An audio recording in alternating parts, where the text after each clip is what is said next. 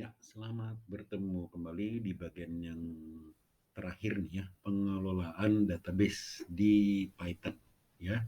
Di samping bisa untuk operasi aritmatika, operasi terhadap file, ternyata Python juga bisa melakukan proses terhadap database. Oke, kita akan bahas sama-sama ya. Saya jelaskan dulu singkat. Oke, terdapat banyak database atau DBMS tepatnya ya. Database manajemen sistem yang dapat digunakan untuk keperluan pengelolaan database yang dapat dioperasikan pada web dengan Python seperti MSQL, MySQL, PostgreSQL, Informix, Oracle, dan lain-lain. Oke, untuk pembahasan tentang pengelolaan database ini saya menggunakan MySQL yang terdapat pada XAMPP control panel ya. XAMPP sebagai database-nya. Sedangkan modul yang digunakan adalah PY-MySQL. Oke, PY-MySQL ya. Sekarang kita lihat ininya seperti yang terdapat pada slide ini, PY-MySQL. PY-MySQL itu adalah merupakan interface penghubung antara MySQL dengan Python. Agar dapat menggunakan PY-MySQL terlebih dahulu harus diinstal ya pada Python. Adapun cara installnya adalah sebagai berikut. Nomor 1, mengunduh file PY-MySQL pada situs resmi https bla bla bla bla, kalian baca ya. Hasil unduhan adalah berupa file ya dengan kapasitas sebesar 45 KB. Lalu ekstrak file tersebut, lalu buka command prompt, lalu ketikkan seperti di bawah ini. Maksudnya seperti yang ada pada command prompt yang gambar warna hitam. Oke ya. Itu berarti setelah melakukan seperti itu dengan hasil seperti pada gambar di atas, pada gambar yang di command prompt itu, atau berarti instalasi PY-MySQL udah selesai gitu ya. Oke, kita lanjut ke slide yang selanjutnya. Baiklah, kita menuju ke slide yang berikutnya.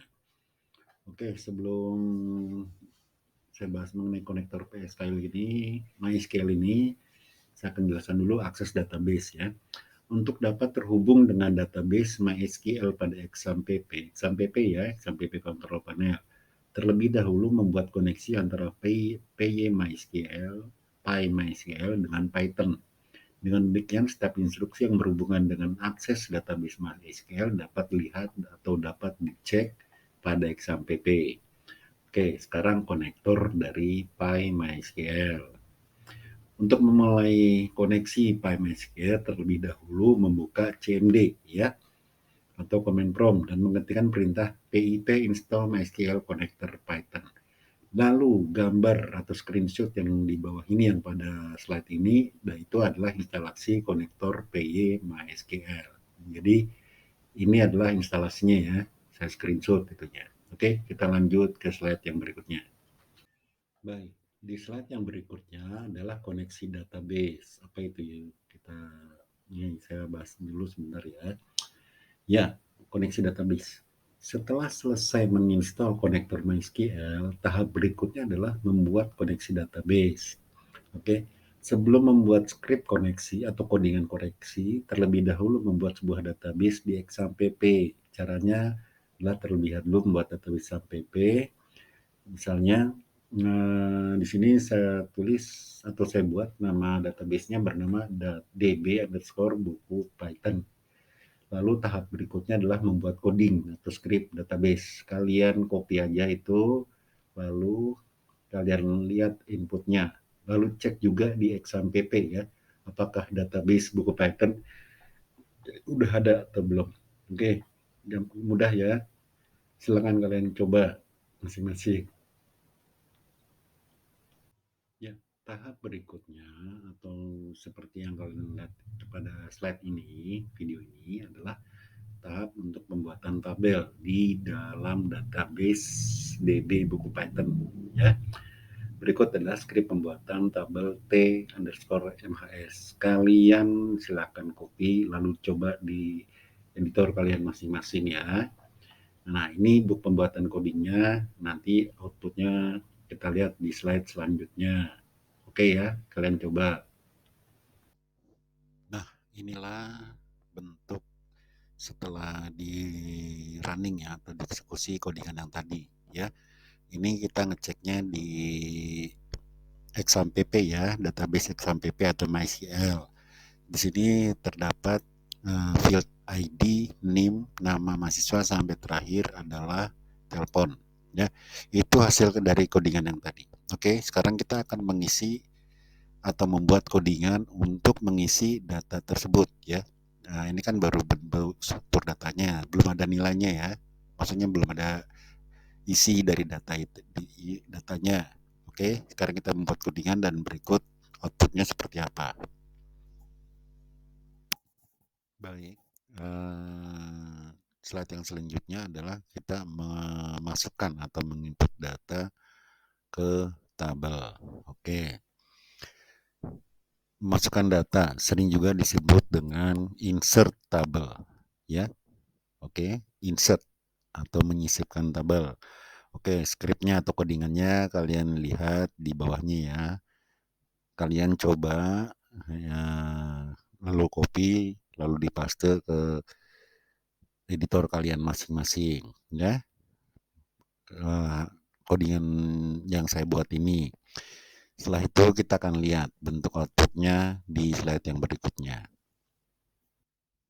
Nah, inilah bentuk tabel atau tepatnya data ya yang hasil codingan dari slide yang sebelumnya ya. Ini kita lihat dicek atau ditampilkan di XAMPP di PHP MyAdmin ya. Misalkan contohnya saya baca satu-satu ya. Yang pertama ID 1234567 lalu namanya apa siapa dan terakhir adalah maaf nama MHS lah Yunitawati, gender perempuan, jurusan komputer akuntansi, alamat dan telepon dan seterusnya dan seterusnya. Oke, gampang ya. Ini adalah bentuk data awal. Maaf, bentuk ya awal tabel dari T mahasiswa yang ada di database DB buku Python. Oke, kita lanjut ke slide yang berikutnya. Baiklah, yang berikutnya adalah untuk membaca atau menampilkan data ya. Saya akan jelaskan sedikit dulu. Oke. Untuk proses membaca dan menampilkan data sebenarnya sudah ada ya di XAMPP ya, di PHP MyAdmin atau di MySQL-nya ya, sudah ada itu. Namun hal tersebut belum terlihat pada Python. Nah, berikut adalah script untuk menampilkan data serta bentuk tampilannya pada Python. Ini codingannya. Silahkan kalian copy paste ke editor kalian masing-masing. Di sini saya menggunakan untuk yang khusus yang pemrosesan database ini saya menggunakan idle ya. Nah, ini codingannya, tinggal di copy aja, lalu kalian paste ke editor kalian. Oke, kita akan lanjut mengenai hasil tampilan di Python ya, yang sangat berbeda dengan yang di XAMPP atau PHP MyAdmin. Nah, inilah bentuk tampilan dari apa menampilkan data di Python ya. Kalian lihat sendiri bentuknya tidak seperti di XAMPP atau PHP MyAdmin ya, di mana sudah tertata dengan rapi bentuk tabelnya. Tapi kalau di Python seperti ini, jadi kurang terlihat juga kurang menarik ya.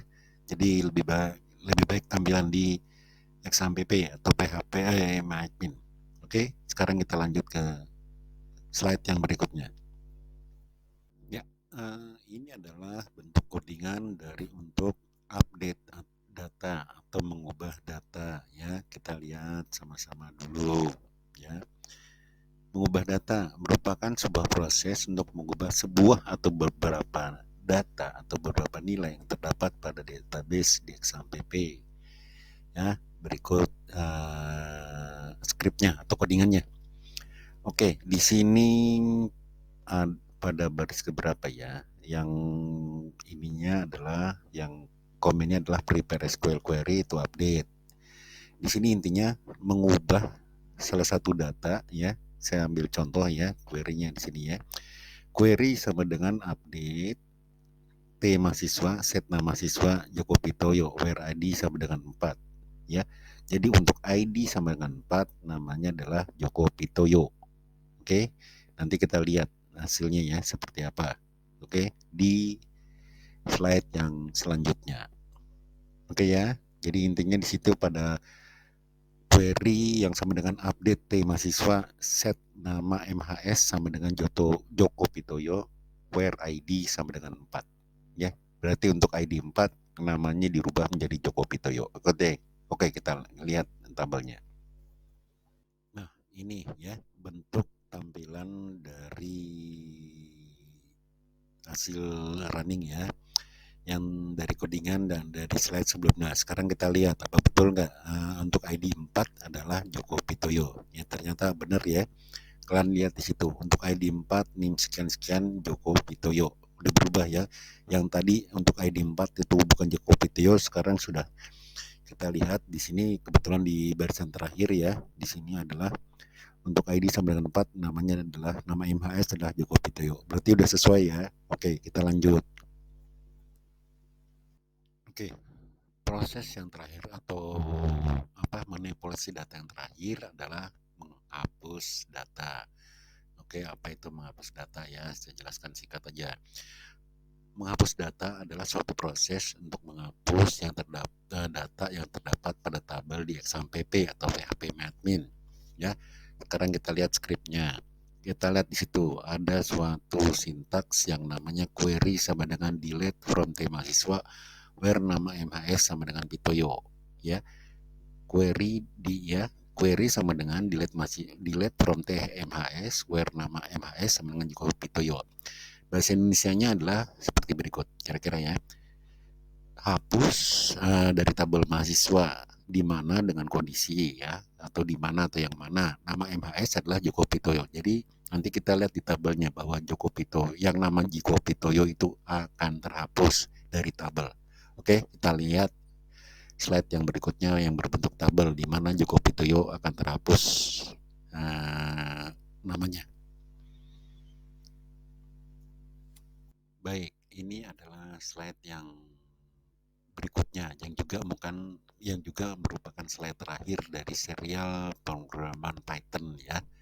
Ini di sini kita lihat bahwa nama Joko Pitoyo untuk ID yang 4 ya itu sudah nggak ada atau terhapus karena codingan yang ada dari slide berikutnya. Jadi sudah terbukti ya, sudah sesuai. Oke, kita lanjut.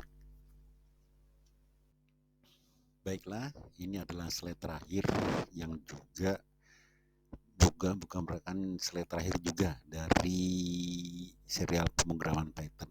Jadi hukumnya wajib ya untuk subscribe, like, dan share. Juga komen-komennya loh. Ya, dibutuhkan loh.